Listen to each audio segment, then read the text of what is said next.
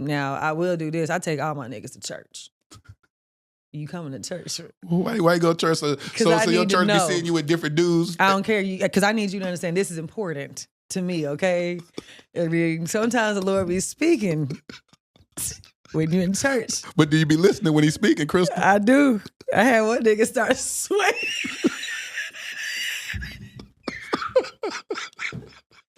We in praise and worship. I turn around, this nigga sweating profusely. I said, get that devil about you now. Is you nervous? What happened? What'd he say? What's the He problem? tried to go to the bathroom and get a towel and stop it, go. I was like, you got menopause? I said, can men get maybe men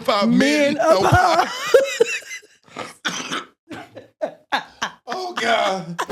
Every second that escapes without you here with me keeps my heart anticipating till I finally see you. When I made my vows, I told God that I was going to take care of this gift. All my life I've been waiting for you. Girl, you know I've been praying for you. Been writing these love letters to you. So I fight for that future in the present. You know what I'm saying? That was good. Congratulations to the ones who found love, for the hope and new beginnings from heaven above. I await my future wifey. I pray that it won't be too long, too long.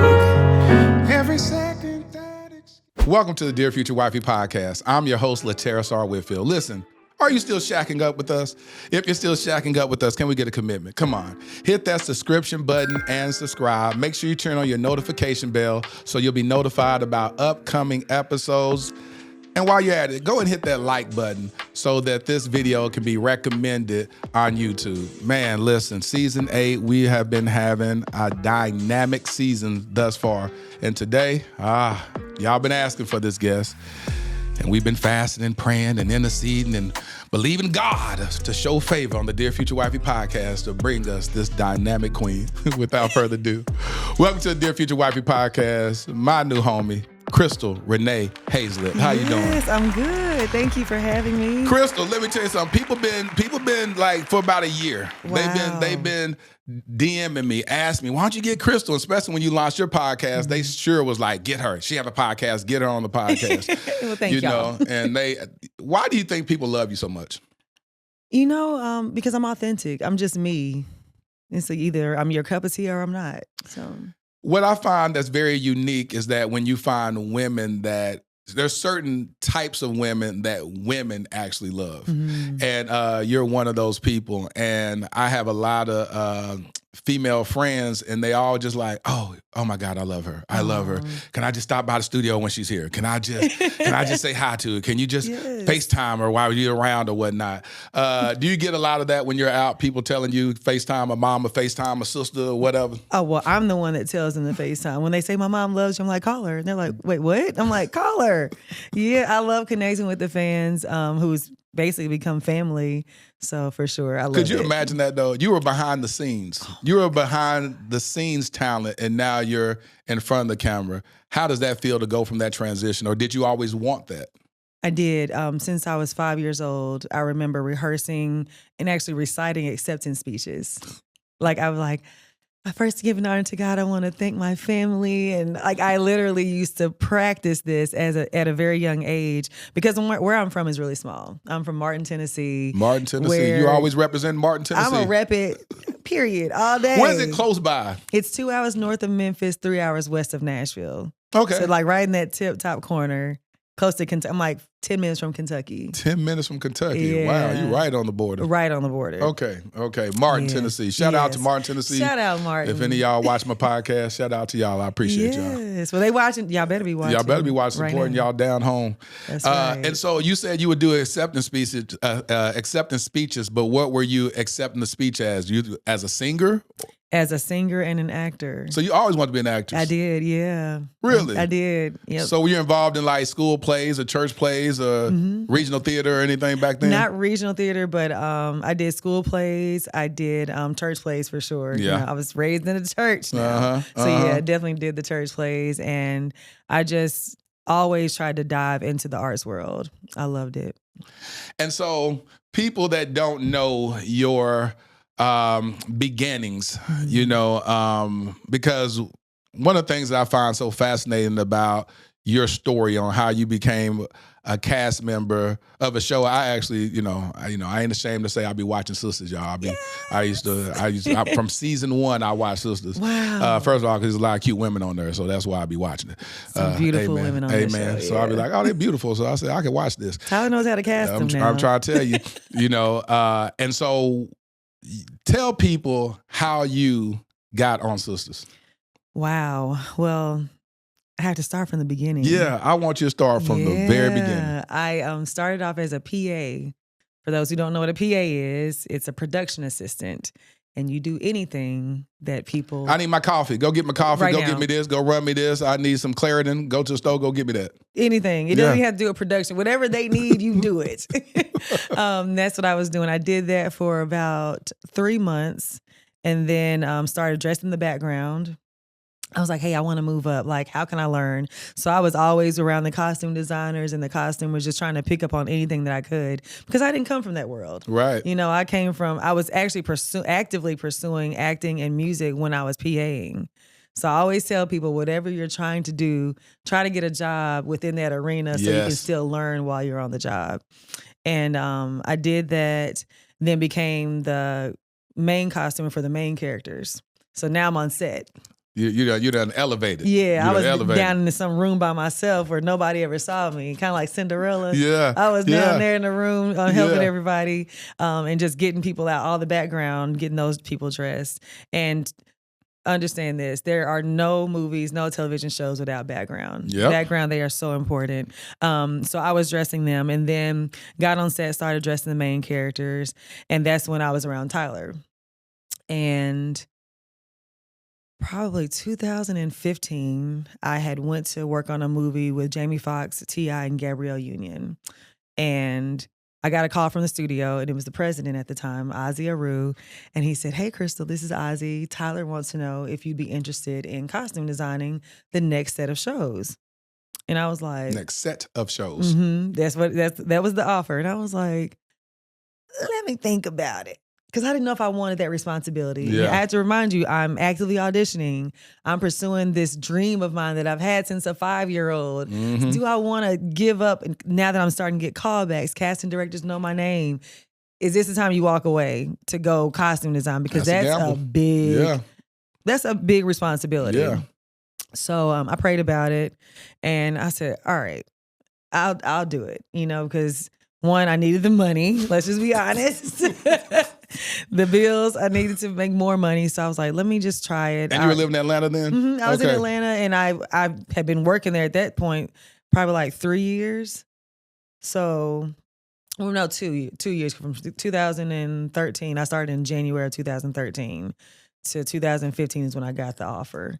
And I took the job. And then in between even starting my first costume designing job, Tyler called me while I was in Amsterdam. And I love telling this story because you know what people do in Amsterdam. What they do, Crystal? Crystal, what they be doing in Amsterdam on the red light district? What they be doing? I don't be on the red light district. You went on the red light district? They be smoking. What was they be doing drugs? They be doing drugs. Now let me remind y'all, I have not been saved all my life. This has been a journey. She's been a little bit more Fatima. I was definitely Fatima in 2015, honey. So I get a call from this random number, and I don't answer it because I don't answer random numbers. I still don't. And I get a text saying, "What are you doing in Europe?" And I'm like, who is this? And how do you know where I am? Shoot. And this one, I'm high. I'm so high. And he goes, it's Tyler Perry. And I said, oh, shit. So I called back. I was like, hey, what you doing? He said, what are you doing? I said, a whole lot of stuff I ain't got no business doing. Because that's just me. I'm just honest to a You fault. gonna be real. I'm just gonna be real, which is why he probably loved me because like, Yeah. this girl just don't care. Yeah, don't care. They ain't trying to impress nobody. No, this what you see is what you get. And he's like, well, I need help revamping my wardrobe. Can you come to LA and help me? We were actually flying back to LA from Amsterdam because that's where we had come from. And I was like, well, I'm actually going to be in LA in 2 days. He said, well, take time to get acclimated because I know that's a long trip. Call me when you're ready. So I called him 2 days later and I said, hey, I'm ready. When do you want to meet? And he said, come by the house. So I go by his house. Oh my gosh, this man lives like on the top of this hill. Like this house is so big. I'm like, oh my God, wow. Like this is Gotta be crazy. breathtaking. It was, oh my gosh, Yeah. and the view, oh my God, it was just something I'd never seen before. So we meet and I'd already, on the way back, I'd already started creating mood boards of like the style that I thought would fit him to revamp his personal So you was wardrobe. already working. Oh yeah, listen. So you don't play no games then. You like, he gave you a call of interest and you said, I'm coming not Prepared. empty-handed. And that's to anybody. If Yes. somebody calls you and you want to, or you're interested, show them you're interested. Teach. Come on now. Don't Teach. come be like, so what you thinking? Yeah. No, this is what I was thinking. You know? So I did it and he was like, That's can a you lesson, drive? y'all. That is a lesson. I'm trying to tell you. It's People a don't lesson. understand. Don't They be miss open. it. They be wanting doors. It's funny how Kevin on stage was talking about he had a vision of having a play on tour, and he went and got this flight. He went to go meet with this director, and all he said was, "Hi." He said, I spent all my money to go fly to Florida to go buy this expensive ticket to this gala. And he just said, hi.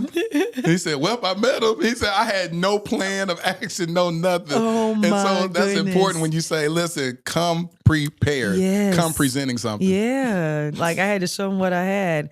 And it also helped with even costume designing to show them, okay, she can like look at a person and envision how they should dress based off their body type, their style, their age. You got to take all these things into factor. So, mind you, I'm visiting. I don't live in LA. So he was like, can you drive? And I was like, yeah. So he goes in his drawer, pulls out one of the mini keys of all the cars that he has. And he's like, here. And then he proceeds to pull out his black card. Now, if anybody's ever felt a black card, I ain't felt one. That's above my pay grade. It's so heavy. I have a card that's black, but it ain't a It ain't black card. card. It's so heavy. So he said in my hand, and my hand went. I said, "Oh, it's got a little weight on it. Okay, this what real money feel like. This what real money feel like. Shoot, there's no credit limit. Amen, somebody. Amen. Oh Good my Lord. goodness. He said, yes. threw it on you, gave you a card, said, go And shopping. go do your thing, and I'll have somebody meet you as the car gets full. So as the bags filled up, So you went working right then. right then, you got to be ready. I was ready. So he had a show he was actually doing right then. No, then. this was like you called me, Chris. I want you to style me. Oh, you styled him This is personally. for his personal wardrobe, yeah. And I went to work just like that. And I was like, this is just for his closet in LA, just one of the houses. I was like, okay. So literally one of his people that worked for him followed, like as I started, the car started getting too full, they would meet me at a store, unload, take the stuff to the house. So he's actively seeing what I'm purchasing while I'm continuing to shop.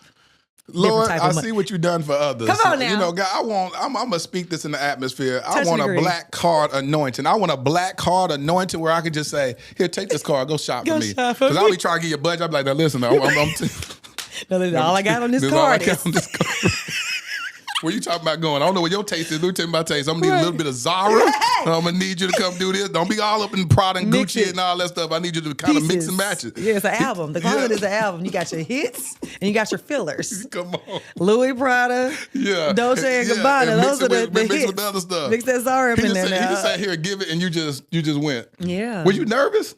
No, I was excited. I had a black card in my hand. What you talking about? A woman with a black card? I was excited. And I'm spending your money? Come on. But Tyler like 6'5" or something. So Yeah. that's a unique way to find clothes or even dress them. It is, but at the time I was also styling Robert Covington, who's in the NBA. Now he plays back with Philadelphia 76ers. So I already knew like You see that certain preparation stories. that God Come does? on, won't he do it? He will give you Every that. He will give time. you that shepherd boy anointing so that you can learn it then, so you can go ahead and defeat Goliath. Yes, every time. Like, there's so many instances in my life where God literally, there were seasons where I'm like, God, why are you taking me through this? Why am I having to learn this? Why is this person taking me under their wing? I don't Yeah. even want to do that. Yeah. And then literally a few months later, you get a call and it's like, oh, you were preparing me for this call. It's crazy. I love God and all his omniscience. And so you Yeah. go and loading up vehicles of clothes. And then what did he say when you He checked calls out? me the first batch that went back to the house. He was like, you're on the right track. I'm loving everything. So I just kept going, and that was 2015, and I stopped styling him in 2020, second season of Sistas. I was still doing everything. So you were still styling him and then working as an actress? I was getting all that Well, money. you want all, yeah, you like, I want all the my checks. Give me all the all the checks. I was an actor, a producer, a costume designer, and a stylist. That was You was a costume designer on that show season too? 1. Yeah, season 1, I was a costume designer. You should have seen me. I actually had an actor room down the hall. I run down and get dressed, run the set, finish my scenes, then come back to work and get everybody else dressed. I will work now. That's one thing you're not gonna take from me. Sis got work ethic. God, I'm gonna work. Yeah. Tell people briefly how that elevation happened from a couple of lines to a season regular to your own show. My as a team. God. First of all, nothing but the grace of God. I can't take credit for any of that besides the fact that I did the work. And really what happened, Tyler and I and a few other friends were having lunch, and we were just talking about all the shows he had to do because the new BET deal had just came. Yep. And we were talking, and the concept of doing like a show about women in their 30s dating in Atlanta, I said, that's me. I got the stories. And does she have stories, boy, when we just got finished talking? Boy, let me tell you. I got stories for days, y'all. Well, we're gonna talk about some of the stories a little bit, y'all. Yeah, we got. Lord Oh Jesus. my God, a good Kiki. But yeah, I was like, I said, I have stories. I said, I don't know like how I'd be involved, and he said you'd produce it, and I was like, okay, cool. So season 1, it literally was just me producing and costume designing. But as I got the scripts, and I'm seeing my stories, my friends' stories, jumping off the pages at me, I'm like, oh my God. I want This put is me in, it. coach. Put me in, coach. Literally. So Tyler is on the Medea farewell tour. I thought he was off because it was a million dates. So the schedule's like, the lines are like this big. I'm like, he off today? So I call him. He's literally in full Medea backstage. Hello? I'm like, what you doing? He was like, nothing, sitting up backstage waiting to go on. What's up? And I was like, oh my God, call me back. I said, I didn't realize you were working. I thought you were off. And he goes, no, what's up? And I was like, well, I'm reading the scripts and I want in. He was like, what you mean? And I said, I never told you this, but I want to act. And he was like, huh? I said, yeah. And he said, I'm going to call you when I'm done. Hangs up, texts me immediately. I love this idea. Let's talk further. So he ends up calling me like a day or two later. I thought he forgot about me, but he didn't. And he called me. He was like, so he said, do you have any self-tapes? I said, yeah. I said, I actually auditioned for you twice.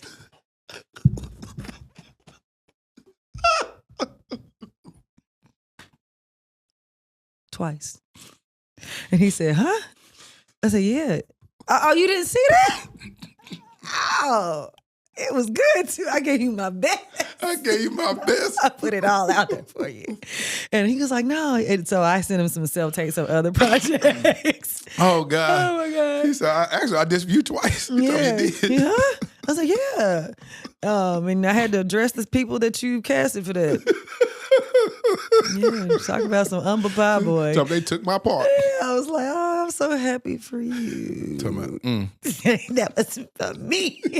But no, it was not for me because what God had for me, and this is a testimony for anybody. Tell them. What God has for you is far beyond what you feel like is that part. You know, Tell if you're an 'em. actor or whatever you're trying to do, Tell 'em. it's always so much bigger. So he said, I'm gonna give you, after he watched my self-tapes, he said, you got something. I can work with this. Yeah. And I said, okay, well, let's work with it. So he wrote Fatima in. He said, I'm not going to make it a big character. What you do with it, we're going to see where this goes. So season 1, he was like, oh my God. Season 2, he called me. Season 2 was COVID. Y'all, my God. I'm laying on my sofa. No lie, y'all. I'm in my $400,000 townhouse looking at $1 million homes. Why you was wanting to move? During COVID. You were dreaming? Big dreamer. I'm just at home, that's how my brain works. So I'm just like manifesting. I'm just like, oh, I like this. Oh, I can afford that. That's cute, whatever. I get a call. Tyler, he said, I'm going to make you a sister. When I tell you about rolled off that sofa, Boy. he said, you're going to be a sister season 2. I said, Tyler, get off my phone. He said, no, I'm serious. So he did that. I became a series regular. And mind you, Tyler helped me get my first home. Because, when you're working in the film industry, you're literally working check to check to check. Oh, yeah. So shout out Tyler for helping me with my down payment because I didn't have that money. But when I got that house, he said, I give you 4 years, you'll be in a mansion. Tyler said this in 2017. He said 4 years. 4 years. I don't know where 4 years came from. Within 4 years, he called me. He don't even remember saying this. He said, it's time you got that little house. I said, I got like my house. bedroom, 3.5 baths, It's just me. 3 levels. Me. By myself. I ain't got a dog. Get out that little house. Yeah, it's like, he called it a little, I think he called it a apartment or a condo. I said, wow. He said, why you gonna just insult me? I love my disrespect. I got a 2-car garage with 2 cars in it. Get out that little thing. Get out that little thing. But this is how he pushes you. So I get the call and I'm like, oh my gosh, Tyler, thank you so much. Got that. And then season 2 comes and Fatima's trending every week. That's what I was about to say, because he saw, so this is what Tyler Perry's his secret sauce is, because we both from the theater world.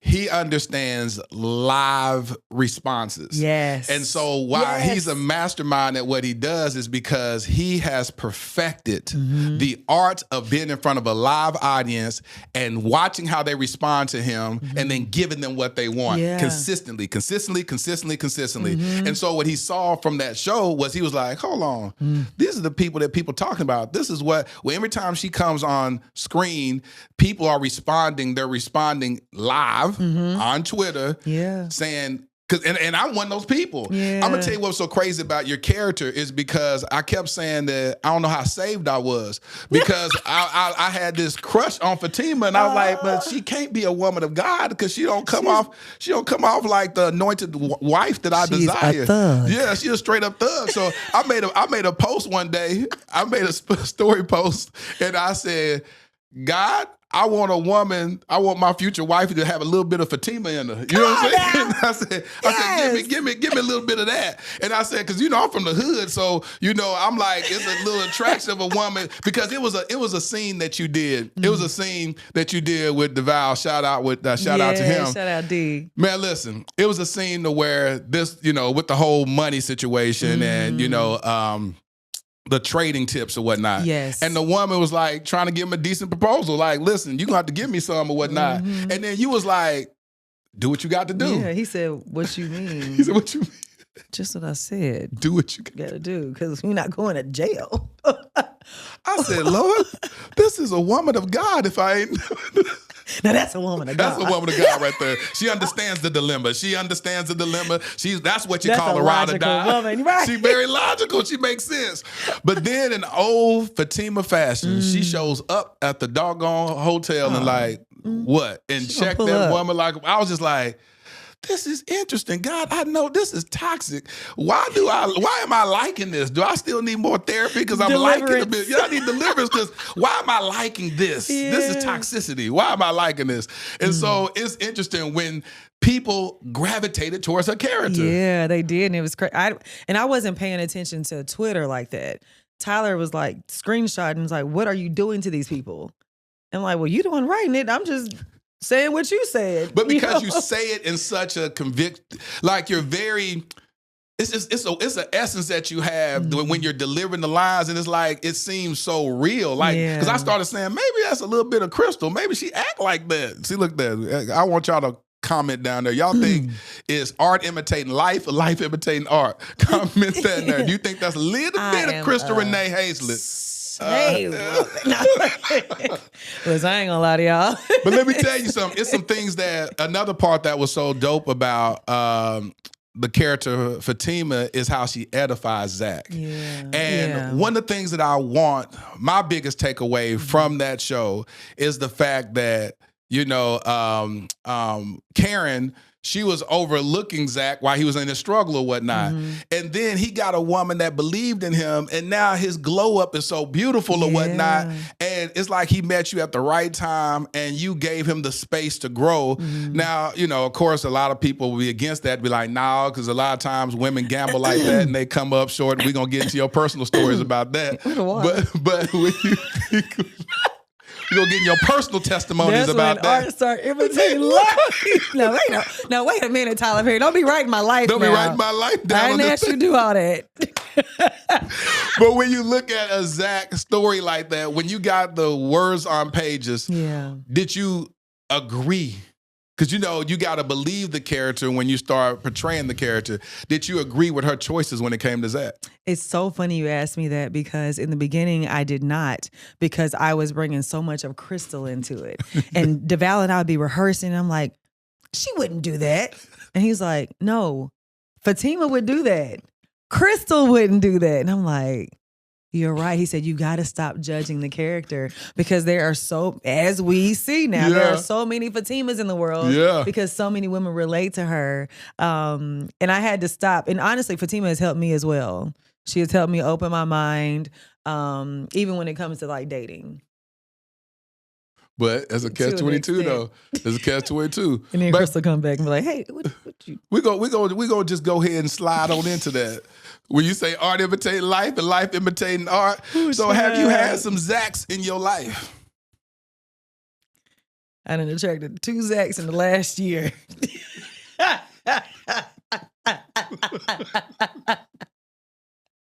I said, come on now. And it's crazy because every time I get upset, I feel like it just starts happening. I'm like, why does this keep happening to me? So is it because what is that? Do you just have a big heart? Do you try to see the potential? Or are you the queen of seeing potential? I am, and I'm the queen of investing in my person. Lord have mercy. I need my money back. Can I get my money back, please? I got it. Trying to get your refund? I need my refund. If men don't come with refunds. But I do. I have a big heart, and I like to see. I've always been like this. I always see the best in people. Good. Because and a part of me remembers what it was like to be in that place where I was like broke and trying to figure it out, but knowing I know I can do this. Yes. But we 40. What that mean, Crystal? I was 20 something when I was doing that. We grown. But sometimes people take some people longer, Crystal. You do. But we'll get it together before you come over here. Okay, can we do that? Can we get it together? Crystal, you thought you had a baller? You thought you had a baller at one point? Y'all. One of them, I was like, I said, okay, he fly just like me. I was like, he got money. He got money. He got real money. I was like, we do the same things. We travel abroad. We be on yachts in Miami. We do all the things. We like to shop. I was like, we like jewelry. I was like, everything. And I was like, your Instagram is really giving off fraudulent. It's giving, this is not my real life. What most Instagram is, people really be faking. I met one of the people in real life. People really be faking out here. And I was like, oh my God. How long did it take you to find out that the Instagram life was not the real life? Well, that was about a month in. And I had a conversation because y'all, I'm real with people. You say it? And I said it. I said, listen, I feel like your Instagram was misleading because I thought you were a baller. It was giving. We can take tit for tat on this thing. Rihanna can't be laughing. It was giving. We can go tit for tat. I got you. Coming on, you know. But it was a lot of me getting, and I was like, I'm getting got now at this point. What we do? You talking the getting done got? Yeah. I was like, all right now, this ain't cute no more. So you're the type. You're not. So clearly, you're not the type that expects the man to pay for everything when y'all on dates or whatever. Not at all. I love like being like, babe, I got this. Or I love being like, I plan this. Like, because I also, especially when you have someone who is working hard, a hard worker, or you know they're trying to pursue something, or they have some type of accomplishment. Like, I love to celebrate my person. Good. So, no, not at all. But are you relationship, when you look at that past relationship, was that just somebody you were dating, or y'all were in a committed relationship where you say, that's my man, my man, my man? Yeah, we were yeah, that was my man, my man, my man. Yeah, Yeah, the question, why you questioning it? I had to think about it. But yeah, It was just last year? It was just last year. Because sometimes you think it's one thing, but then when you look back, you're like, that actually was just a date. A few dates for a couple of months. But nah, this we was together, yeah, because we were out, we did everything together. Yeah. You forgot all about that part that y'all did everything together? Yeah, we did. I was like, we actually did a lot together in that 5 months. But so are you the type that you say that you date in private until it's permanent? Absolutely. I don't post on Instagram. We're not walking red carpets. But I don't hide you. Like, if we're going on dates, so if you like, if you see me, you see. If you see it, you see it. So I'm not hiding. We discussed that. It's like, I believe in dating where if you see me, you see me. I ain't gonna hide you, but I'm not finna post you. No. I'm not finna say that until I put a ring on your finger. That's for my husband. Yeah. Red carpets are for my husband. I don't want. Now I will do this. I take all my niggas to church. You coming to church? Why you go to church? So your church be seeing you with different dudes? I don't care, because I need you to understand this is important to me, okay? I mean, sometimes the Lord be speaking when you're in church. But do you be listening when he's speaking, Crystal? I do. I had one nigga start sweating.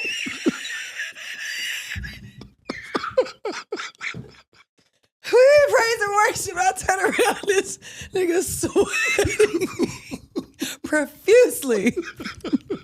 I said, get that devil about you now. Is you nervous? What happened? What'd he say? What's He the problem? He tried to go to the bathroom and get a towel and stop it, go. I was like, you got menopause? I said, can men get maybe men Oh God. Menopause. I was like, man, I said, listen, tell me, I put on lotion today. No, nigga, you done got in church and you got a little, I'm listening to that spirit. He said he put lotion on. That's what made him sweat. That's what made him sweat. I said, no, what you in here nervous about? So so you vet guys through church? Yeah, like I do. Like for me, I'll invite anybody to church, But and I also feel like if I will invite my friends, why wouldn't I bring the person? Shut up. Why wouldn't I bring the person I'm dating? So it's crazy because I won't walk you on the red carpet, but I will bring you to church. Yeah, you're gonna come to church because I will say this though, I want a partner that will come to church with me. And I like to apply what we learn throughout the week. So for me, that is so important. I need to know, for whoever I'm dating, to know this is something we got to do. That, you know what I'm saying, that's important to her. So, and I want it to be equally as important to him as well. But sometimes you want him to take what y'all learned in church and apply it through the week. Yeah, we got to. I feel like that's how you learn to communicate through Christ. You learn to give each other grace because you're both actively learning principles that you can take to the week with you. That's just kind of how I look at it. How's that worked out? Have you even expressed that? No, definitely. In the beginning, I always let them know, hey, going to church is really important to me. I love my church. Shout out Dr. Darius Daniels and Pastor Shamika at Change Church. When I tell you, I absolutely love Dr. Darius Daniels. He came to my studio, what was that, about a couple of weeks ago or whatnot. Mm-hmm. And I'm going to tell you what I love about him. You never know who's watching you. Yeah. And so he has been watching my platform. And he reached out to me one day through a mutual friend and was like, I want to help you monetize your platform on a different level. I want to teach you how to, to do courses and that type of stuff or whatever. And he said, and I said, why you want to do that? And he's like, because I watch you and your heart is in the right place. And he said, the more people that we can put in the kingdom out there doing stuff like that, the more it helps the body of Christ. And I said, well, how much am I going to owe you? Like, you going to come and do a private thing? He said, you owe me nothing. Well, I tell you, PD's so blessed. And that's why.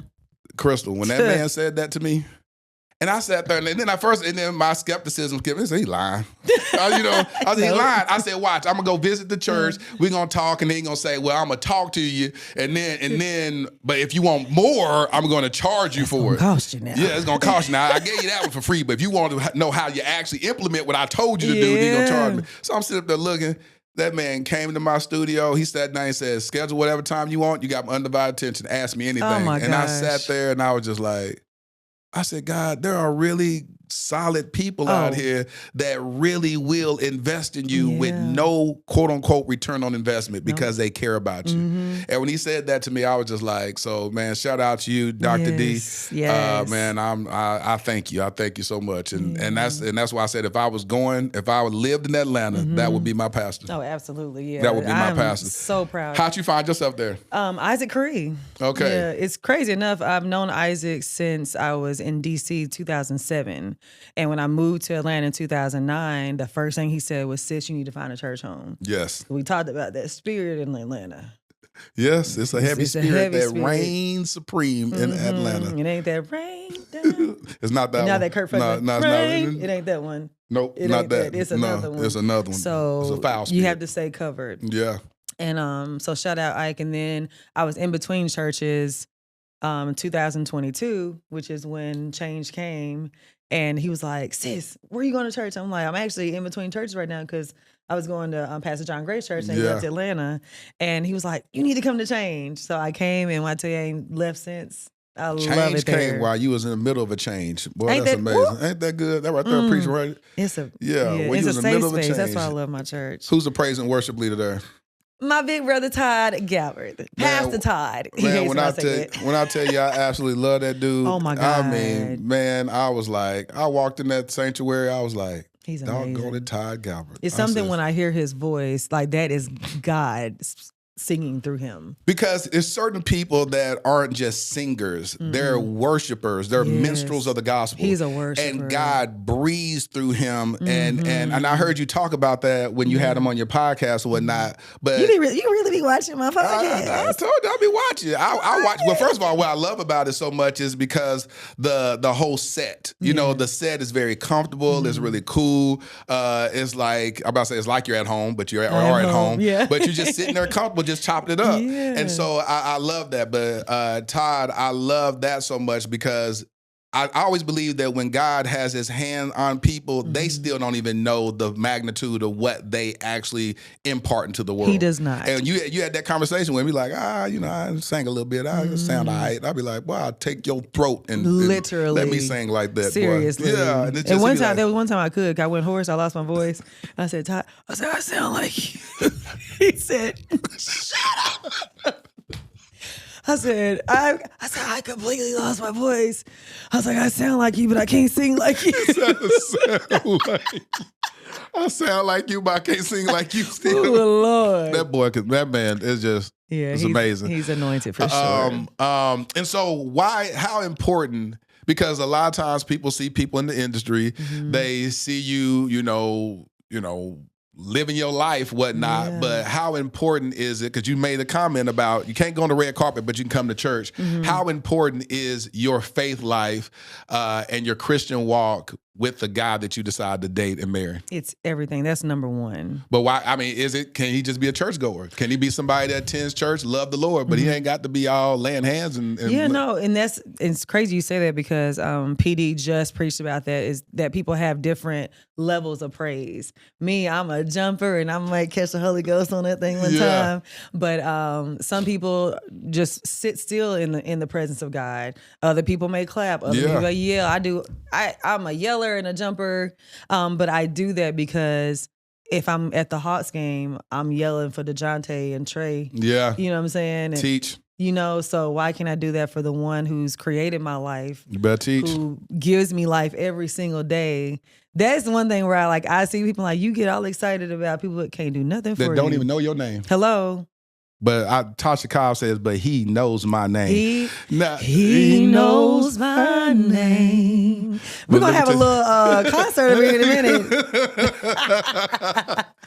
Let me tell you something. But you'll go holler at the Mavs game. Sure will. Yeah, we're gonna be in Dallas. Yeah, put some respect to where you at. You gonna holler at the Mavs game. I got to come to a Mavs game. I was walking through the airport. I was like, oh, they got some players. Oh yeah, we got some players. Yeah, we got some serious players. Oh yeah, here. I do. You know what? I was there when he had the 70-something points. I was at that game. I forget his name. Not Luca, but the Luca. I was Yes. about to say his first name. Yeah. But the reality is that you hit the nail on the head. You can holler and shout at the games or whatnot, and then you get that same dude in church and be like, man, they doing too much. Now you was yelling at that spades table the other night, but you can't yell for Jesus. Okay. They be like, man, I mean, that's different. You know what I'm saying? I'm just, that's just different. This is me. You know what I'm saying? Yeah, I'm just so chill. They meet you all the time. I ain't be hollering. Right. You got to do your hand like this.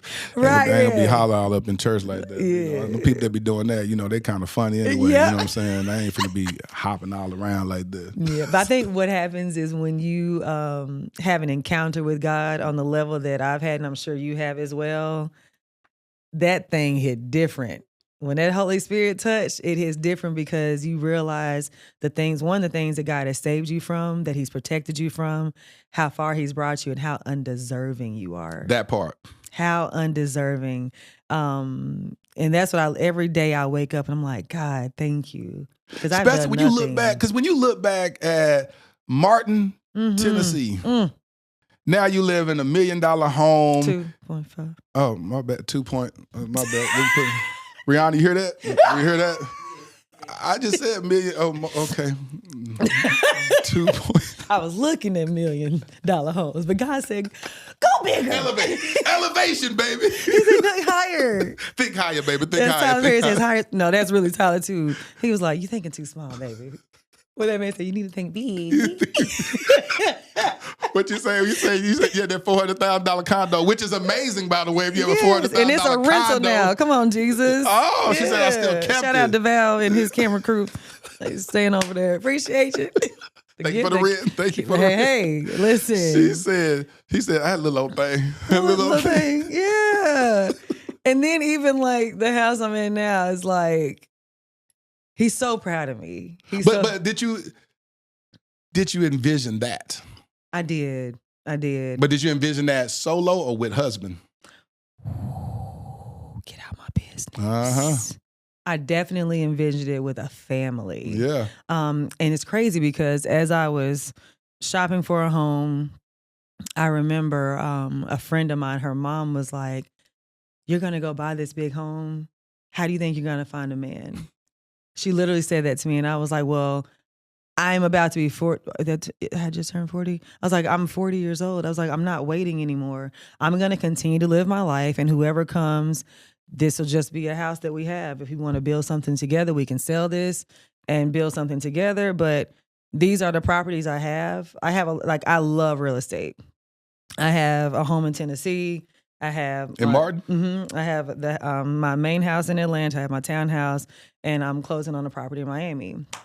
So this is what I said, I ain't waiting. I'm not waiting, and so whoever comes in my life, okay, yeah, babe, this is what she got. Yeah, we got a spot in Miami. We got a house in Atlanta, and then you know what I'm saying. Whatever the case may be, but I just had to stop living in fear of, oh, you're just gonna make them even more insecure because it's already so much that they're coming to you with. It's like, what can I do? And I've had men say that she doesn't need me for anything. Yeah, so because men want to feel needed. Yeah, and so they look at what you've acquired and say, what can I get you? Because a lot of times men say, a woman wants a house. That's the greatest gift you could ever give a woman is a home, and you like, mine's $2.5 million.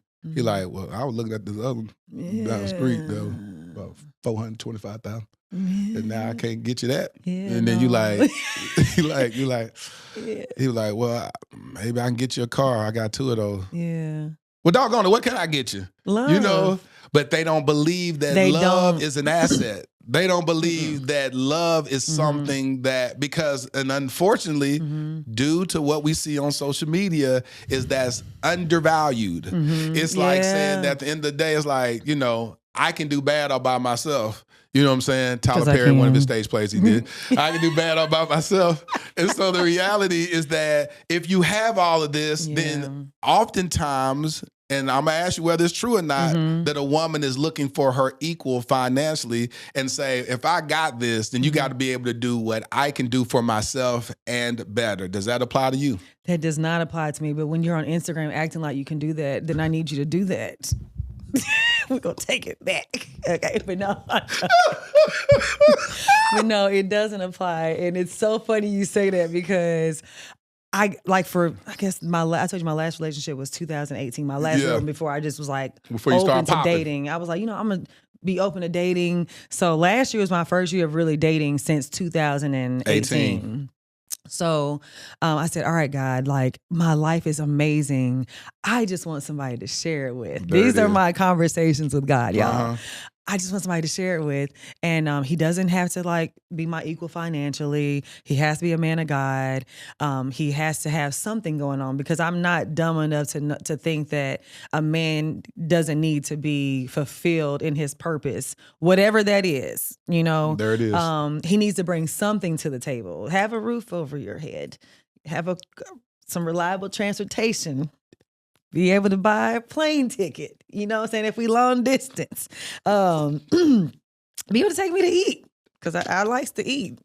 But where do you like to eat? Do you like to eat at those very expensive restaurants? Yeah. But he got to be able to take you out to these nice restaurants. Sometimes, but like not all the time, but yeah. But I love. Let's put perspective. Where the tab is going to be how much at the end of the night?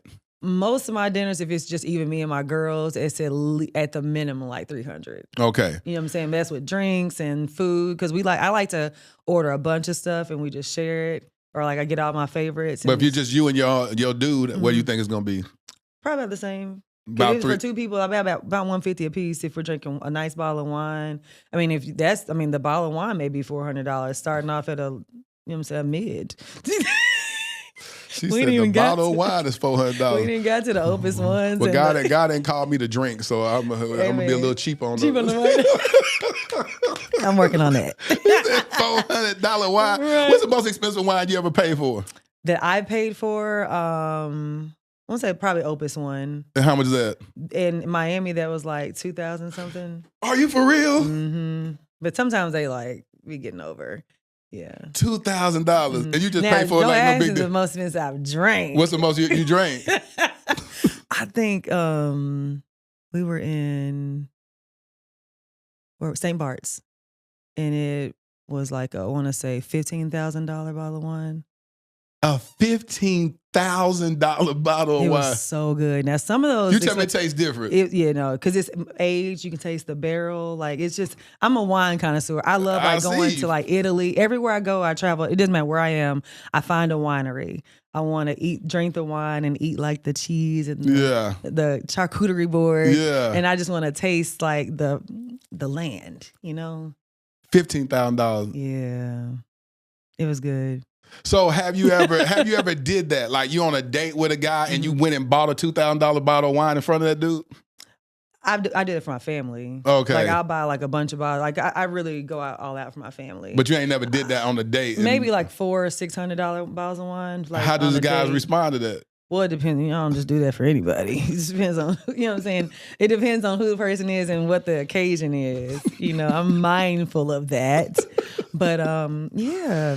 And so when you said that, so in your opinion, you feel like from a financial standpoint, you're looking for do you consider that bare minimum, where you say somebody at least has a job, a roof over his head, because you ain't say he had to own a house or nothing. He can have an apartment. Yeah, because some people, I was watching, it was a show on Netflix about wealth with the Indian guy. Have you seen that show?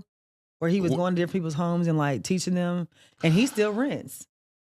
I saw him on Instagram. Yeah. No, I saw him on YouTube. I didn't know he had a show though. It's on Netflix, and that's what opened my eyes too. Because you think society has made you think, oh, you need to own a home. Oh, you're this age, you don't own a home. His whole thing is saying that it's not good to even own a home because of he shows all the stuff. He went to his New York apartment and did this thing and said, in New York, this same apartment, if I pay for it, and then if I'm paying property taxes, I would have given up this kind of money and all that. He said, but if I took the money that I could have saved here and invested in this, I could have did this. I know exactly what you're talking about. And if the person's doing that, but 9 times 10 they're not, if the person was doing that, then it's like, I can respect that, you know? But yeah, you don't have to own a home. He did change my perspective on that. But for me, just being able to just court me in the way that I deserve. And it doesn't have to be a 4-star, 5-star meal every night. You know what I'm saying? I love oxtails from Chef Rob's down the street. You know what I'm saying? But it needs to, I need to feel some type of value and substance and pursuit that you're bringing to the table. You know? You said you prayed a prayer that you had to add an addendum to that prayer. And what was the prayer that you prayed that now you have to try to figure out the Sierra prayer and pray it right? Yes, Lord. I said, Lord, I just want love. I want someone who can just be honest with me, faithful, that honors me, someone that loves you, someone that has time. And that's exactly what, listen, I said, oh, you really be listening to your girl. Because you gave me exactly what I asked for.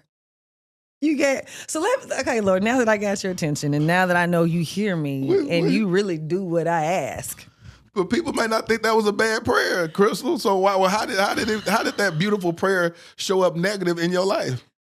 Okay, so in those situations, in my experience, what happens is you got to start out what had happened was. What had happened was the time came because he was in between. He was in a transitional period. You know, so he had no job. He had time. So he had a lot of time. But I need you to be trying to figure that out.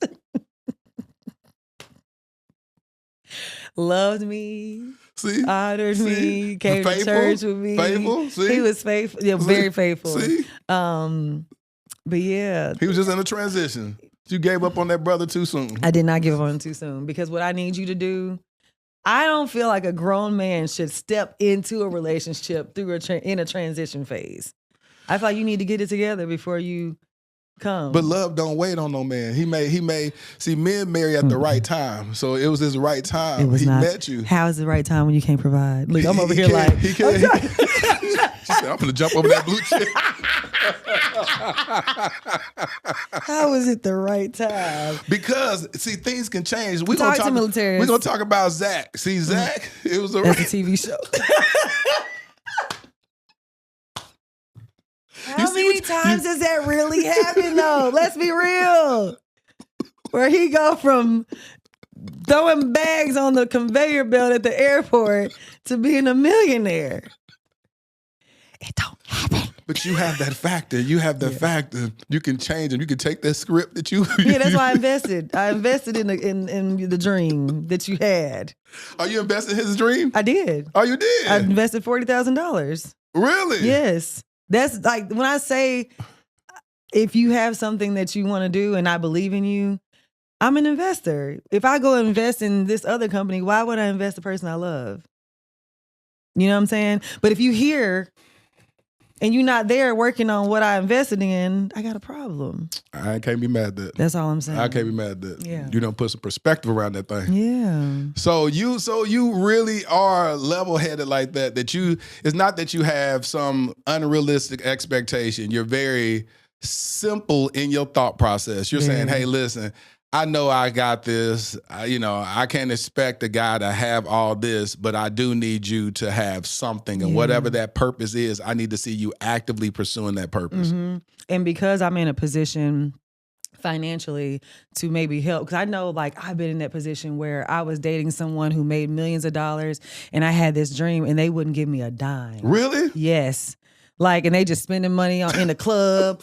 At the strip club, making it rain. $30,000. Like, gosh, I wish I had that $10,000. I need my rent paid. Hello. I ain't gonna lie to you. I used to be picking it up like this? No. They would give you when you go to the strip club, they give you stacks of money. You would keep it? Well, I'd be like this right here, then I'd be like... Have a homegirl. I'm already working for this, so I'm gonna take some of this money home. How crazy, how disrespectful is that though? For a man to have all that money, and then what did you think? Did you ever say that? Did you ever say, I watch you throw money out to these strangers, and here I am telling you about dream. You don't see me as good soil? No, I never say anything because I never wanted them to feel like you was I with them for want money. Anything because I'm normally like that's not my thing. But think about how crazy that is though. Crazy. Because a whole total a stripper getting it. And you over here That's stripping why I for was them? keeping some. So I'm already working for it. Though. Like, where them dollars at? But you felt like you couldn't say that. I couldn't. No. And I've always been that type of person. Like, I don't ask for help. I'll figure it out on my own. If you don't see what I'm trying to do and want to help me, then I'm not going to do it. So I actively make sure that I do that for other people. That's good. When I see that there's a need, then I'm like, oh, how can I help with this? Oh, I got here. This is what you really want to do? All right, well, I'm looking for something to invest in. I talked to my accountant. She's like, this is a very lucrative investment. You should do it. All right, this is smart. Let's do it. Oh, so when you were talking about your boyfriend, you actually talked to an accountant and asked him, would that be I wise? ain't giving no money out without consulting. Well, Crystal, we ain't first, talking about 1,000. We talking about 40 of those. So yeah, I gotta let me talk to my people first.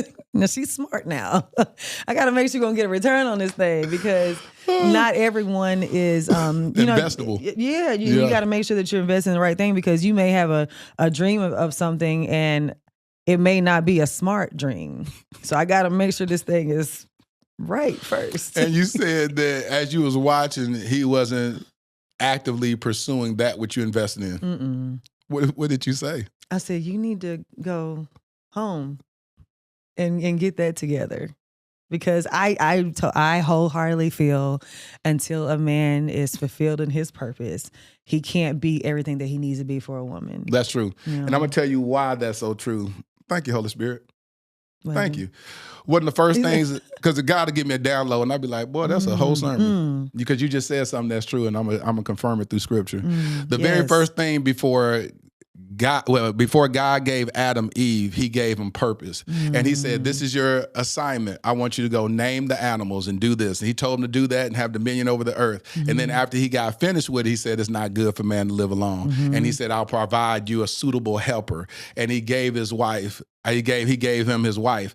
And so when I look at that, and I know that even in times when I was single, before I got married, years ago, I was like, I didn't feel like I deserved a wife until I earned a certain level of belongingness. A lot of men think that. Yeah, and I said, well, let me go ahead and do this. And so I hustled, started doing plays, touring plays across the country. And the woman that I was dating at the time, I was like, nah, I want to marry you.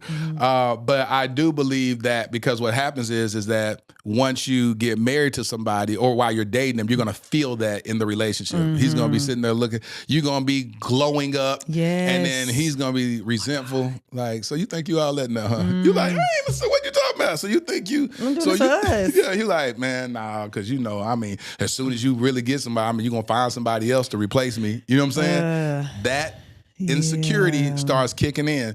But so you hit the nail on the head, a man. But my question to you, when you talked about a man fulfilling purpose, do you really, really, truly mean purpose? Because if he's somebody that is fulfilling purpose in a occupation or profession that is not yielding great revenue, would you be able to see the happiness on the countenance of his face, see the impact that he's making, whether he's a gym coach at a high school or whatnot, seeing the influence that he's making if he's actually like one of the counselors or whatnot at a school and be like, nah, my baby got purpose and I think less than him. Honestly, that's sexy to me. Like, I feel like that's, like having money is great, but I feel like when you have that purpose behind it, because I dated a guy who wanted to do something. He had a business he wanted to do. And the only basis was like, it's going to make a lot of money. Yeah. But what he could be doing would really change a lot of lives, but his heart wasn't in that space. That's good. So that right there, that was a turnoff for me. I'm like, oh, like you're only like doing this for money? Yeah. Like this is a space where you can really help people. And the only thing you're looking at is how much money you can make off of these people.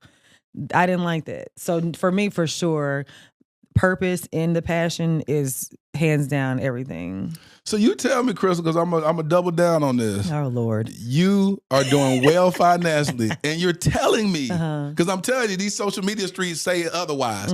You're telling me that you're doing as well as you are financially. Got a condo that now you got tenants in and doing whatever. You got a $2.5 million house. You about to close on the condo in Miami. And you will be okay marrying, I don't even want to say a profession, but a profession where the guy is making about $50,000 a year. Because you say seven purpose as his counselor. That's how much they be making? Yeah, you're a counselor at a high school. Doing, help little Ray turn his life around. Ray was about to drop out, dealing with stuff at home, and he's been hands-on with Ray. Ray's father ain't present in his household, and you hearing this little boy call him while y'all on a date, and he's like, man, listen, this is Ray. He's dealing with some stuff. Yeah, I just got him. I talked him out of this gang or whatever, and I just wanted, do you mind if I had this conversation? And he's talking to Ray. You like, wow, this is amazing. This dude is really causing impact, and he's doing this or whatever, and he's not insecure about your profession. He's supporting you. He's doing whatever you need. Say, hey, anything you need me to help or whatever. He even puts himself as a volunteer assistant in your life. He's like, let me help you get this. I realize that you're struggling this. Let me make sure I get your stuff together because I know that you always leave X, Y, Z when you leave. Let me get that together. And he's showing up like that. Oh, I would love that. You would honor that man and take him on to be a husband if he proposed to you. And everything else was aligned. Love the Lord, praying for you. Everything else would have to align. Yeah. Yeah. I think I'd be okay with that. Okay. Yeah. It's going to be a whole lot of school counselors challenging you on that. Right. I got to see, like, you know what I'm saying? I just, as long as he would have to be secure, you know, because one thing I'm not going to do is change my life, my lifestyle, because sis likes what she likes. Explain that.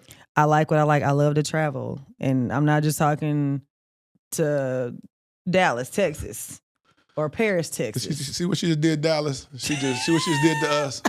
You see what she just did to us, Dallas? First of all, I heard Dallas is popping. I had a friend that came down here, and she never came back. So, what's up, Dallas? Well, come on to Dallas. I love to travel abroad every year. A dream of mine is to have a home in Italy. I love Italy. I love water, so I like doing boat days, you know, and that cost. And I like the private chef. How much it cost to rent a yacht? You was talking in about Miami. I pay around $11,000 for the day for 8 hours for a boat, and then the chef is separate. Oh, it don't come with the yacht? No, because I bring a guy that I use in Miami. Yeah. But and then alcohol, you got to think about your liquor and drinks and all that stuff. So yeah, by the end of the day, between like 12 and 13,000. But I like doing stuff like that. You know, it's like fellowship with my friends. I have all my friends with me. We got music playing. We're dancing. We're vibing. Good conversations. Just eating, laying out, soaking up the sun. That's just like, that's what I love doing stuff like that. I love eating good. I love experiences. And you saying a man, as long as he's secure enough that when he's seeing you swiping credit cards and doing that type of stuff, it don't make him feel inferior. Yeah, he can't. He can't, because it's not going to stop. He says it's not going to stop. Stop. I got to be honest now. But you're saying your heart posture is open to that. Which it's open to that, but I ain't going to sit here and lie to you. I would love somebody that Of course, you want let's be real, yeah, you know. That's not a question, because of course a woman would want a man that's a multi-millionaire and has all those attributes and characteristics and all that. They honor God, love you, supporting you, doing all that. Why you feel like that's hard to come by? It's hard because a lot of times those men, and not saying all of them, but a lot of times those men are so caught up in their careers that the wife and the family take a backseat. You know what I'm saying? And then it turns into, it's a transaction where, like, here's all this money. You guys, the kids are in private school. You guys can do whatever you want to do. Could you have that? A budget. Could you have a man that's like that? Only way I could do that is if I got to keep my career. Because I couldn't be a housewife. Yeah, we've said, no, you keep your career, do that little old acting thing you do. First of all, ain't nothing little about it. She the big one. That little acting thing you do. That's her little hobby she does or whatever. See, no, that he can't do that. He can't talk to me like that, because Fatima will come out. Who you talking to? I got scared. Yeah, don't do that. Yeah, I'm sorry. I apologize. No disrespect, Fatima. But Fatima, like, she can fight for real. I'd be like, this girl can fight. She look like she just it's like she fight dudes. That's the thing. Yo, oh my God, Fatima will fight anybody. She will. She rode up on She rode up on Gary and Hayden. She does not care. Bobby want to fight Hayden. If I see Hayden, I'm gonna fight him in the street. Oh, sorry. We love you, Chris, but Hayden, Chris, boy, but I got to fight you, Hayden, on site, because you just built different. He is. He's annoying. He's so so annoying.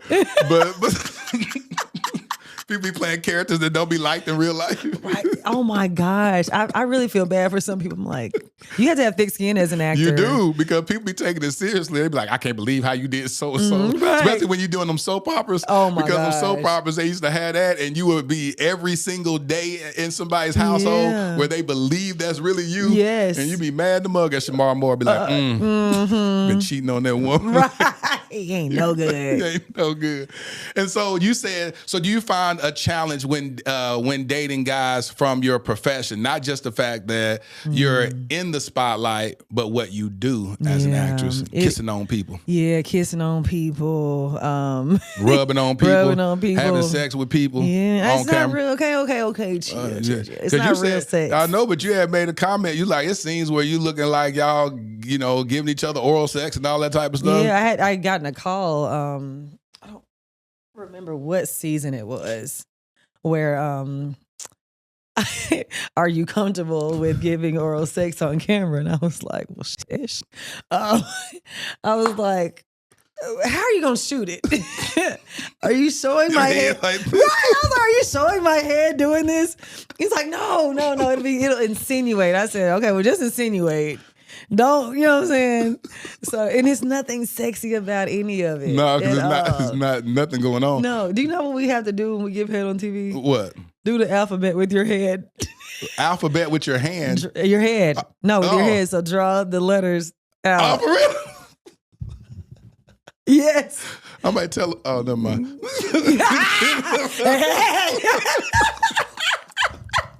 Hey, baby, listen. I want to give you a little tip. Can you just do the alphabet? But it makes it look like you're doing it, but you're not doing anything. He said, do the alphabet with your head. So that's you're like literally like A, B, C, D. Like, And we stuck on D. yeah, right. Literally, here we are. We on D.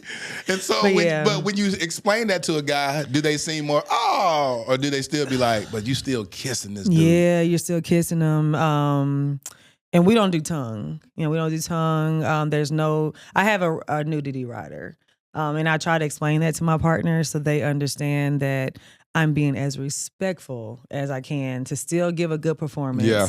And to still be creatively free, but respectful to myself, to my future children if I have children. That's good. I think about what they may see and how cruel kids are. You actually think about that? Oh, absolutely. And I don't even know if I'm going to have kids, but I From think TV, you say, from what I do on TV, not on my Instagram, but on TV, this role, I want to make sure that I'm not embarrassing my future children. because it lasts forever. That'll be out there forever. So I want to make sure that whatever I do, that they're not like embarrassed or, that kids can't say anything because kids are so mean. So I think about that. And then also about my partner. But I'll tell you, one of the most supportive people that I have that really made me more comfortable with doing sex scenes was my dad. What your daddy say? He was like, you're just acting. He's like, it's not real. You're portraying a character.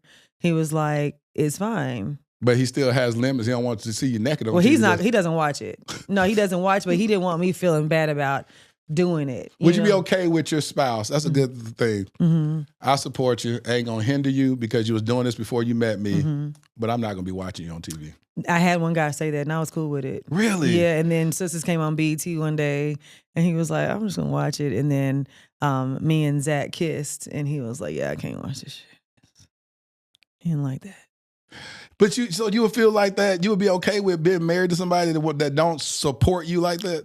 I don't feel like that's support. You don't even know what you do. He don't even watch what you do. Well, he knows what I do, but some mean, people just don't want to see that. But it's the love of what you do, and he can't even have a conversation with you about an episode. We could talk about it, but he doesn't really want to watch it. And I'm okay with it. Like, I have to respect my partner's boundaries, because who's to say that he has a job where I may not be comfortable with certain things, but I still love the person. So I'm like, you have to respect your partner's boundaries. So you wouldn't see that as him not support. You'd be like, oh, okay, we good. Not at all. Because that particular person did support me in so many other ways. Okay. Yeah, so I wasn't tripping off that. Did it make you feel bad at a certain, when he saw you kissing and then you saw his response to that, did you be like, man, I kind of bothered him in that, did it make you kind of feel uncomfortable or make you question, where the trajectory of your career would go being with this guy if you continue going that route? It's crazy you say that because I did feel like, dang, like I want my partner to be like, oh, okay, babe, you did a really good job. Yeah. Like that don't bother me. I know it's fake. Yeah. I want my partner to be secure enough to know that this is not real. The person I'm actually kissing has a wife that he loves. Yeah. But and to also, you watch so many other shows, you don't have a problem with it. But when it's a person that you're laying next to, then it's like, did you? And did a person you mean know enough, and a person that you should know enough to know that I know you enough that I know this is acting. I know, and get comfortable enough to talk to DeVal or something. Be like, man, what's going on, bro? Hey, this, and it ain't no big deal. Because I feel like if you can talk to the person that's kissing on your partner, that you can be like, oh, okay, I realize this dude ain't trying to, cop some feels or do something, Right. But we understand in this industry, it do be some dudes that be like, I'm gonna take your woman. Really, it's I'm talking about treacherous men out here that don't care that you're in a relationship. Like, what that mean? Yeah, be like, you got a man, so you got no ring. I got a woman too. Yeah, that just oh my gosh, what is wrong with y'all, huh? But yeah, I've had that situation where I've had people that weren't secure with so that. have you ever had a guy the opposite that was secure and just said, I support you, I watch your stuff, ain't no big deal? Yeah. How was that? It was cool. But I felt like too, with that person, they wanted to be on my Instagram. They wanted to. Oh, they want you to post. I feel like it was more cloudish. Like they just love the life. Yeah. So it was great on one aspect because I didn't have to worry about that. I could go to work and be cool. Like not have to worry like, is he gonna be tripping if I do this? Or maybe I shouldn't do this scene. Maybe I should talk to Tyler. Like I don't want to have to question my job, especially when you're not paying these bills. Okay. Yeah. Crystal, there you go, shooting slugs again. You be armed and dangerous. Now you just see. I need you to just sit there and sit there and take that. Now you like that $400 bottle of wine I bought. How you think I got the $400 bottle of wine? You showed drunk and you drunk more of it than I did. How you think we got this roof over our heads? That you done accidentally moved into and I didn't even see that take place. Don't make me run up out of here. You just slid. You just start bringing piece by piece and garment by garment, and you ended up having a whole room. Wake up and I'm like, how did we get here? Nobody supposed to be here. I've tried this love day for the last time. Come on, Deborah. She done walked in the bathroom with nobody's supposed to be here. Like, what? How do we stepping on water puddles because you can't dry off in that big shower? Dry off in there before you get out. Pet peeve. Oh my God. Oh God.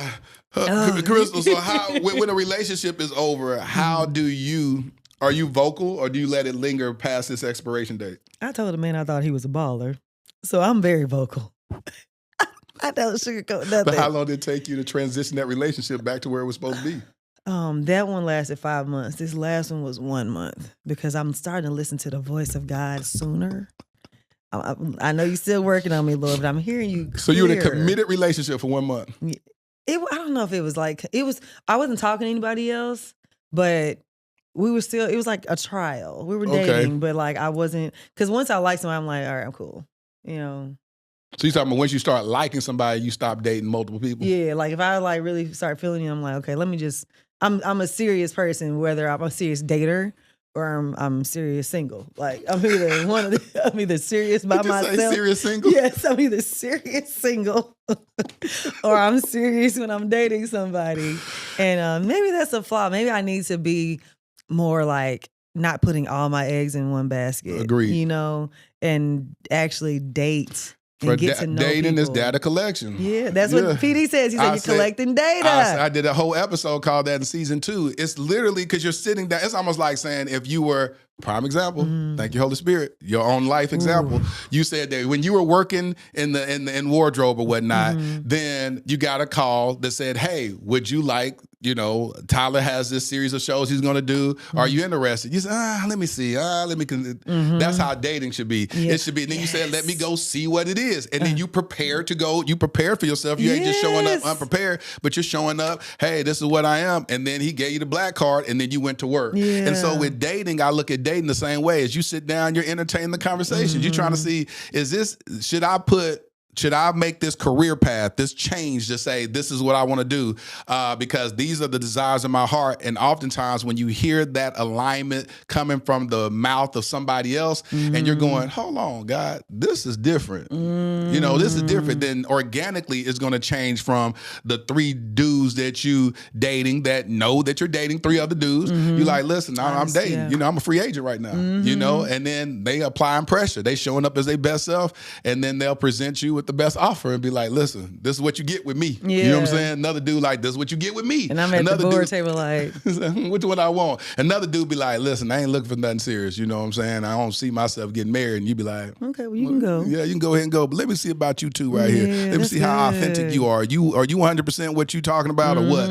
And you decide. And so I always tell my viewers and listeners, I was like, hey, listen, just date. Because what I found with a lot of my friends is they'll date a guy, they'll be dating for 7 years, 8 years, but their heart's desire is marriage. Yeah. And then they're aging you past all your dreams. Yes. You could be like, I want a kid by this age. You done met with your doctor. They done told you 35, listen, you gonna freeze them eggs or not? You know what I'm saying? And so they're having these conversations. You dating the same dude that don't know where to put you at. You're like, dude, I don't want to be rushed. You know what I'm saying? I don't be rushed. 7 8 years in. Yeah, what we doing? 9 years. No.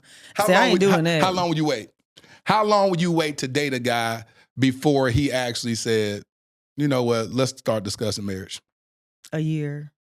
I feel like within a year, 4 seasons, you should know. You've seen a lot. Yeah. After 3 months, you start to see the real person. Yep. That representative has taken off. Yep. And now this is the real person. And you're gonna know, I feel like it doesn't take that long for a man to decide. It took my mom and dad were married 8 months. Yeah, no, literally. They got engaged in 6 months. I heard you say on your episode. Yeah. Yeah. Come on. You said in 6 months they knew they was gonna get married. He proposed to her in 6 months. In 8 months, they tied the knot. Yeah.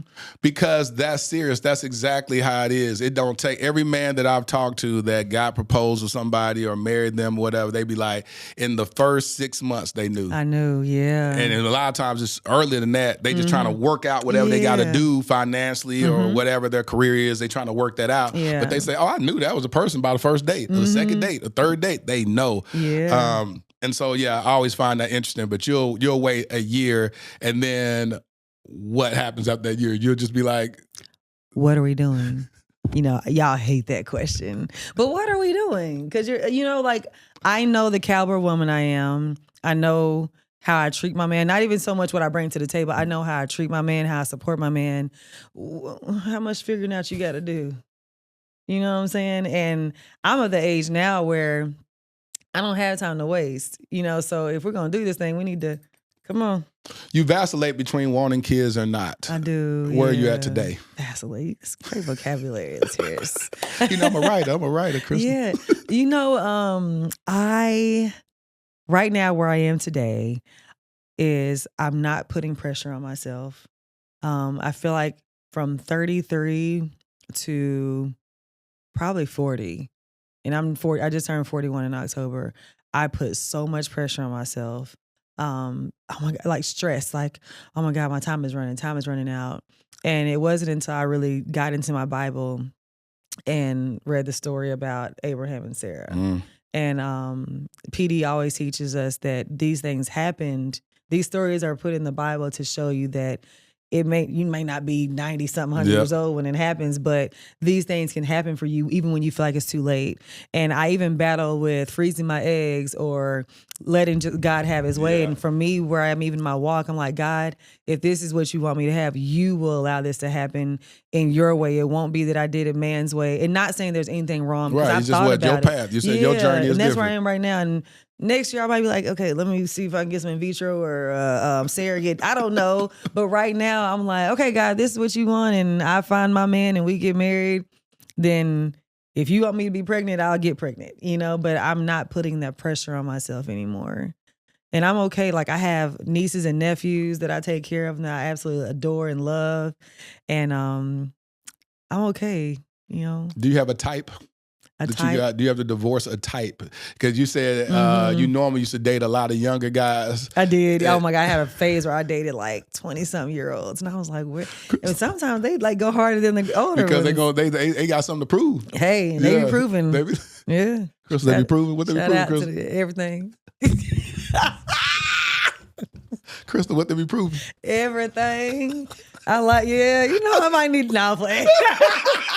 Spin the block on the youngest. So what's the youngest? The youngest I dated. In age difference? Yeah. Oh, it was 13 years. 13 years younger? Yeah, he was 30. Good Lord.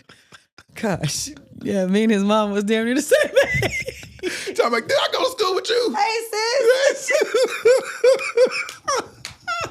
Listen. We went to school together. did. Don't I remember we used to you? date the same dude. How you doing? Well, now I'm dating your son anyway. Yeah, he grown now. He grown. He grown. You like my show? Yeah, well, keep watching my show. Keep watching. I appreciate the support. My son is dating Fatima. Literally. Where are you at now? What is your dating age range? 40s. Like everybody I've been dating now, around the same age as me, with like a year or two different. I would the youngest I'd probably go now is like 35. That would be the youngest. 6 years down. Yeah, that's about as far as I'll go. And then how far up? Well, that's good. Probably like maybe 50. So about 9 years up, 6 years down. Mm-hmm. Yeah. What are you approached by? More younger guys?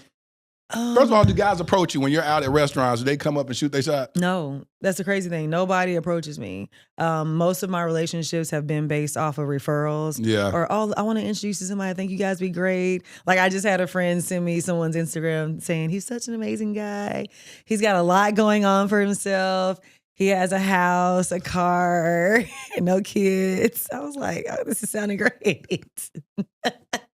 Did you say it sounded great? Great. This is great. These are my new checklists. God, you answered prayers real quickly. Real quick. I said, all right, let's go. But they don't approach me. But what I get is a lot of people say that I carry myself as if I'm either married or already have someone. Yeah, I could agree with that. So I don't give off loose or, oh yeah, she's definitely single. Like, let me approach her. Yeah, you come off like you've been in a long-lasting relationship. Mm-hmm. Yep, that's what I get all the time. I'm like, I'm by myself. Well, sometimes people also can't believe it. Yeah. You know what I'm saying? They be No. like, come on, I know she got somebody. Fatima. Yeah, come on, Fatima got somebody. And they even think I just have somebody, like just a old faithful. You little cuddle buddy. Yeah, no, some pillows. I got a whole lot of pillows on the other side. So are you open to guys sliding your DMs and trying to shoot their shot? Mm-hmm. Okay. Yeah, I've seen that, but they got to like be somebody I know. Like, it can't just be like a stranger, because a lot of those do that. Because let me tell y'all this. You know what I'm about to say, right? She wouldn't even allow me to pick her up from the airport today. Let me tell you something, because she said, I don't know this man. She said, I'm sorry to this man. I don't know this man. I do not know this man. I do not know this man. But what I do, I'll allow you to send a stranger.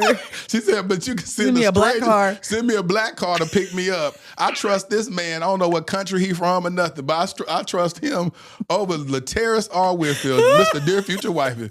Boy, if I said that wasn't a shot to my doggone ego, I said, Father God, boy, they just make women in Atlanta different. Different. I need a black car to pick me up. Period. I don't know that man. I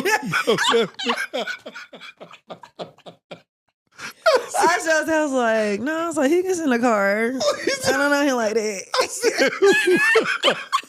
I said, I'm gonna tell Denoa. I said, Denoa, but I said, ain't even worth You know, it. it ain't Never gonna mind. work. You I was said, ain't like, worth it. I said, and then after you said, I was like, that was stupid. Are you dumb? you see me every week on one of the biggest relationship podcasts in the world. I don't know that man. Boundaries. I do not know him. Boundaries. Coming to pick me up. No, it's like coming to my house. No, you ain't got to come to my house. He want me to get in a car with him and sit in the front or the back. I'm joking. Oh God, my side hurt. Listen, you're about to launch. Well, you're about to do a test run of the tour of Keep It Positive, Sweetie. I am. You are so silly. So We you need to doing do your our first- own little thing together because this Yeah. is funny. Listen, because I talked to Denora. We talking about me coming down to be on your podcast. Yes, we have to the get you on first the week of sofa. March or something. Whenever y'all about to shoot y'all next season. Yeah, so we can. I'll come pick you up from the airport. I'm like, I don't know that woman. I'm gonna do her the same way. I'm gonna say, get in the car with her. I'll send my driver, darling. Well, I ain't got no driver. I'm gonna send myself. I'm gonna come pick you up and be like, I thought you get in the car. I thought you was sitting in the driver. I am the driver. I am the driver. So you have a date that you're doing in Atlanta Yes. on March the 30th. Yes. This episode is going to drop the first week of March, and so you'll have tickets available for people to purchase, right? We are sold out. Well, Yeah, I appreciate it, but well, we will do like Patreon or something like Okay. that. So we're gonna film it because it's something you don't want to miss. okay. But yeah, when I say the tickets went up and they sold out like that. Thank you guys. I can't go. Oh, you good? Okay, I'm trying. Now that to make I know sure. you. Yeah, see, I can actually come to the show. You can come. I got a seat maybe have for a you. seat or something. Yeah, I got you. We'll put one. I'm actually having to add like seats for like my special friends and Yeah. guests because we literally ran out of seats. They only give you so many. You have to figure this out. They give you a certain Yeah. amount of comp seats, and then everybody starts calling because they missed the announcement. And I'm like, I was doing press when we announced it, so like, no wonder I'm then. not calling people saying, "Hey, I'm doing a show." Like, this is for the fans, you know. Which was interesting. It seemed like it was like the first year that y'all really did heavy press for Sistas and You're stuff. right. Yeah, Yeah, it was. So I'll be watching. It is, and it's crazy. That was our first time we did the Sherry Shepherd show. Yep. Tamron Hall. Yep. We were really excited about it. We had Sway Yeah. in the morning. I got to say, "How Sway?" Let He me- said, "You've been waiting all your life to say You that." sure did. Listen, but what's so crazy about it, which is I call it the Tyler effect. He Yeah. never needed. He don't be needing press. don't. That's what's He so is crazy the about press. it. Yeah. Come on So now. here, y'all ain't never had to do it. He be like, we gonna get viewership regardless. Top- and it's like, listen, but top then I also shows. feel like y'all need it. You know what I'm Yeah. saying? For y'all to get the experience, the love, the you know Yeah. the what comes along with that, the cachet from that. Because And that's a so- part of the journey Yeah. as an actor. Yeah. And that's so much fun. Like what we got to experience that week in New York was amazing. Yeah. So shout out Tyler and shout out Yeah, DC y'all for had that. a whole lot of fun doing Yeah, that. we did. Listen, can y'all make sure I have an amazing group of supporters at the Lit Fam. I want y'all to make sure that y'all go subscribe to her YouTube channel. Make sure that y'all start watching her, not only just watching her, but on Spotify and Apple Podcasts. Yeah, Make sure thank that y'all you. support the podcast. Like some people could be lying talking about they watch a podcast or whatever. you really watch it. I actually watch it. I And I watched it from the very appreciate beginning. And so shout out to Denora. You have an Yes. amazing Oh my gosh. team. She is so dope. And it's good to have somebody that's a amazing. believer. Come Somebody on that's now. going to You pray. know, that's why I actually, when she asked me, she told me, because I had actually asked Denora before to be my manager, and she didn't have the bandwidth at the time. So she grew her company, and she called me, and she said, "Okay, I have the bandwidth to take you on." And one of the main things that drew me to her was that she was a tither. Come on now. Hold on. Yeah. Now you're in my territory Yeah, right yeah. here. I don't play about that. You're in my territory. Why is it important? Come on, Holy Spirit. I say it for you.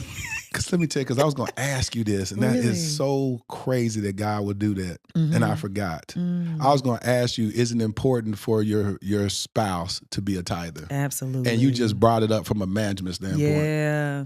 Because I know if you will honor God over what he gives you, you're going to honor my deals. And yeah, I need him all in the mix of that. Yeah. I don't play about that. I got you. Look at my arm. I Yeah. don't play about that. Mm-mm. No, What made you just say that? You said with the Nora, you. That's what made me want to. I told her that I was like, the thing that drew me to you, because she had did something about tithing on Instagram, and I was like, that's the kind of manager I want. Like literally. And most people wouldn't even like, if you're not in church or you're not a tither, you don't believe in tithes. Let me tell you something. My parents raised me to tithe since a very young age. And I remember when I was working at the pool as my first job, I was a lifeguard.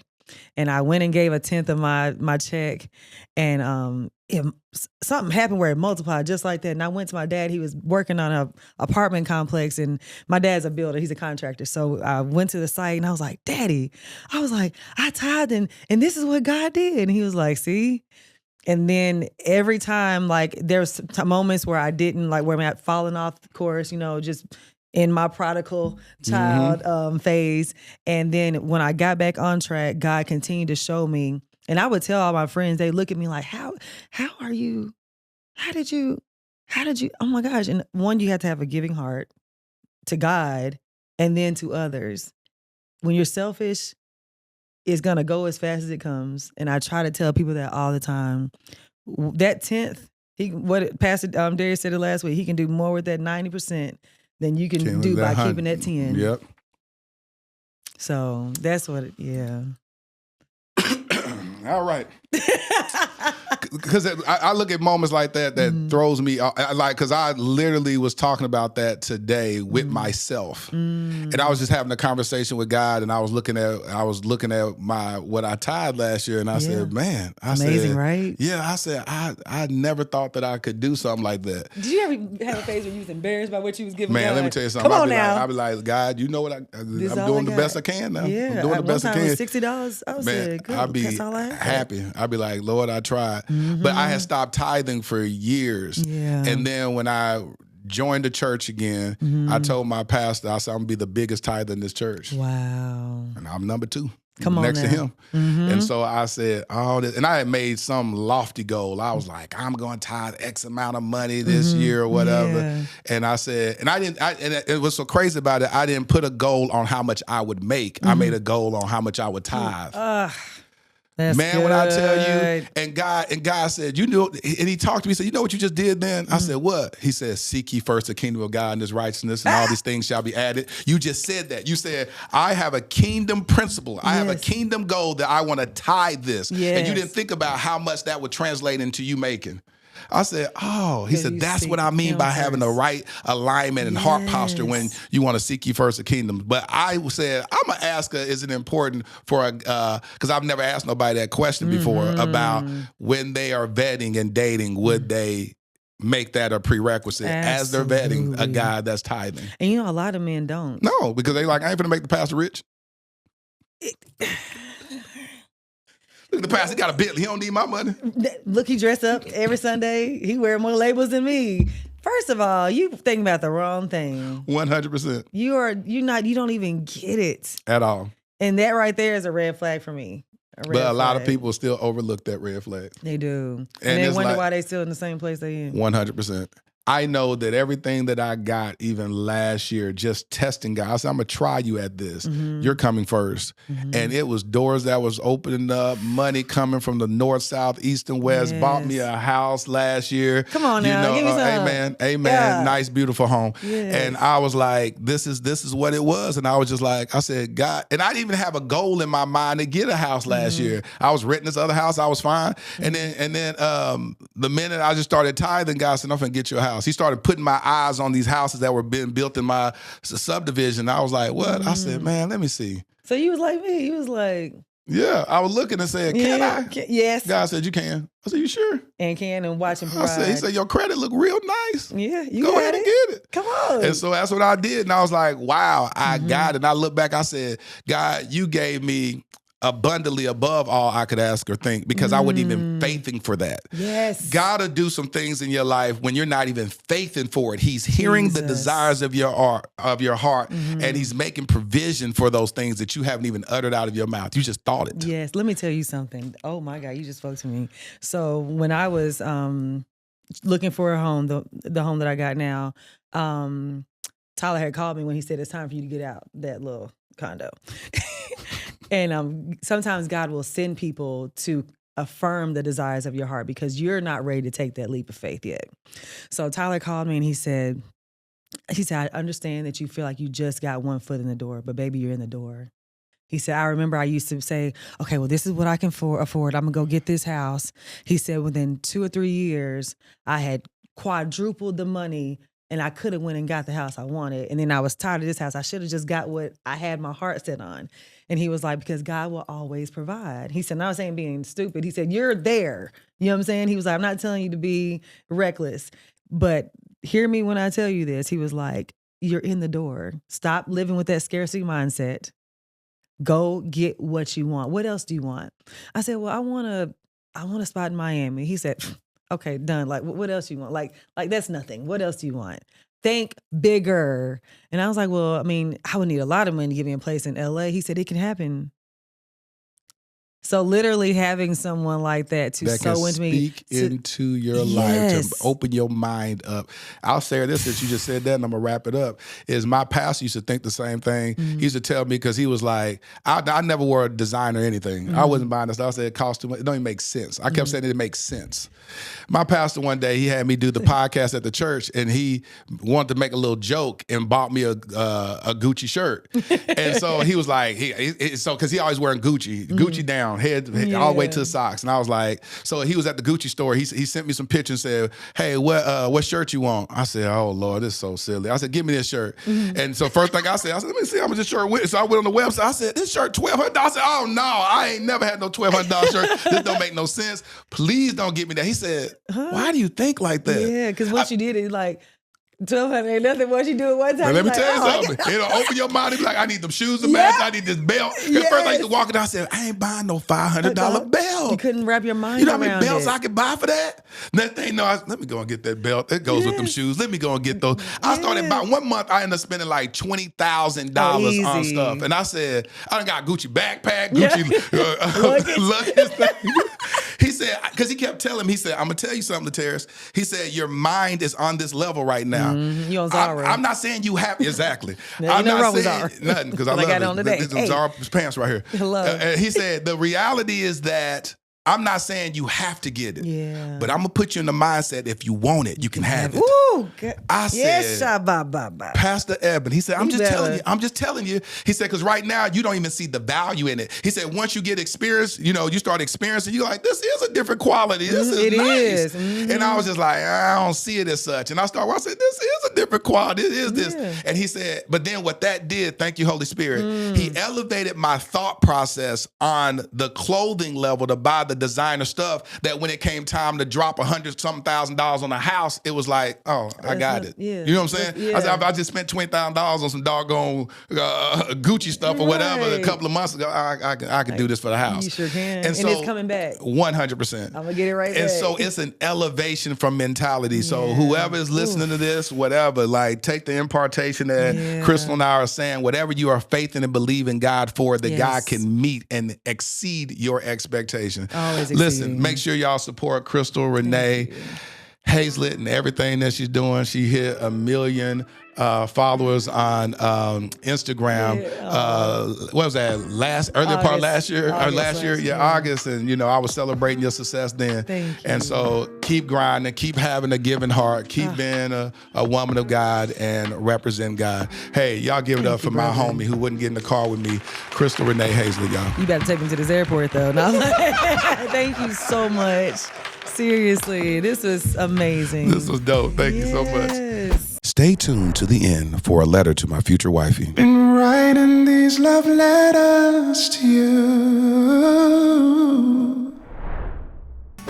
I'm Lateris R. Whitfield. I've been nominated for 3 regional Emmys documenting my work with the homeless, as well as my personal adoption journey. Despite those accolades, the greatest award for me is truly providing the infrastructure for a transformed life. Visit kingdomroyale.com for more details. Crown a king and make a donation today.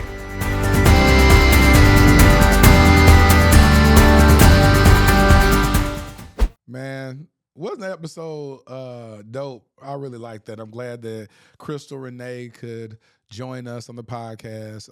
Look forward to going on her podcast and seeing what kind of questions he's going to ask me. Well, here's my favorite part of the podcast where I speak to my future wifey. Dear future wifey, in the midst of all the dreams and plans we've woven together, there's one thread that shines brighter than the rest, the promise of creating an everlasting bond between us.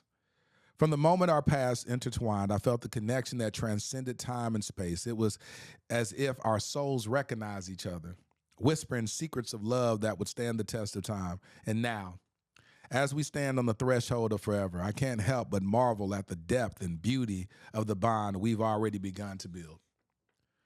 But creating an everlasting bond goes beyond mere words or gestures. It requires patience, understanding, and a willingness to grow and evolve together. It's about embracing each other's imperfections and celebrating the unique qualities that make us who we are. Together, we will create a love that knows no bounds, a love that is as timeless and as enduring as the stars themselves.